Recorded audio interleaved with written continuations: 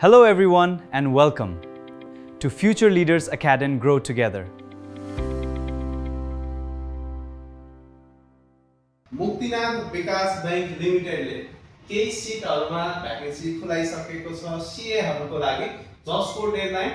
2026 मे 22 सम्म रहेको छ भनेको अझै स्टिल तपाईहरुको लागि 19 डेजको चाहिँ डेडलाइन पिरियड रहेको छ र यसको एलिजिबिलिटी पनि एकदम सजिलो छ त्यस्तो धेरै क्वालिफिकेसनहरु केही मागेको छैन जस तपाई आईक्यानबाट क्वालिफाइड भएको चार्टर अकाउन्टेन्ट अथवा कुनै इक्विभ्यालेन्ट रेकग्नाइज्ड प्रोफेसनल बडीबाट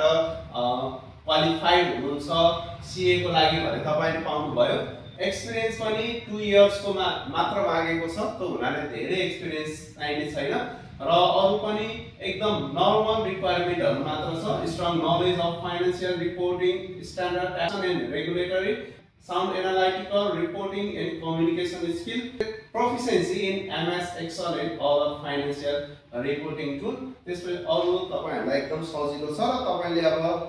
यो जबमा एप्लाई गर्नको लागि तपाई मुक्तिनाथ विकास बैंक .com.nt मा गएर त्यहाँको करियरबाट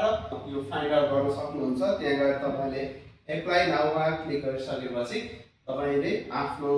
कम्प्लिट डिटेलहरु यहाँ फिल अप गरेर र रिक्वायर्ड डकुमेन्टहरु अट्याच गरेर तपाईले मुक्तिनाथ विकास बैंकको वेबसाइटबाट नै सबमिट गर्न सक्नुहुनेछ तपाईको लागि आफ्नो अरु डिटेल सँगसँगै फोटो चाहिने भयो त्यसपछि गएर सीवी बनाउनु पर्यो तपाईको सिटिजनशिप र तपाईले आफ्नो एप्लिकेसन पनि फिल अप गरिसकेपछि टर्म्स एन्ड कन्डिसनमा I confirm the information provided above are check mark लगाउनु होला त्यसपछि तपाईले आफ्नो एप्लिकेसन सबमिट गर्न सक्नुहुनेछ best of luck Thank you so much for watching. See you in the next lesson.